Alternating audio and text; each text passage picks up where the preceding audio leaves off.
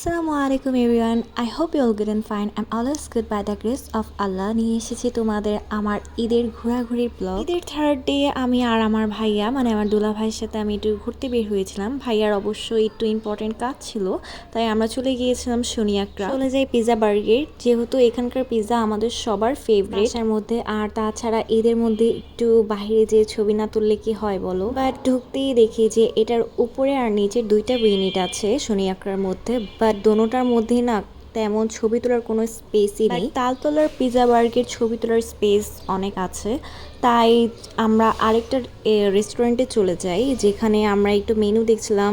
Appetiser নেওয়া হয়েছিল এখানে, যে বিকজ আমরা জাস্ট ছবি তোলার জন্য এসেছি। আর পিৎজা বার্গের থেকে পিৎজা অর্ডার তখন দিয়ে চলে আসছিলাম। আর এখানের মধ্যে আমি ঈদের চাঁদ দেখতে পাচ্ছিলাম, যদিও সোনিয়াকড়ার রাস্তায় আমি কিন্তু ফুল দেখতে পেয়েছি, দেন কেক স্টোর যে ভাইরাল সেগুলোও দেখতে পেয়েছিলাম। আর দেন জুস নিয়ে আবার চলে যাই পিৎজা বার্গে, আর পিৎজার জন্য ওয়েট করছিলাম আমি আমার ভাইয়া। আর আজকে এই পর্যন্ত।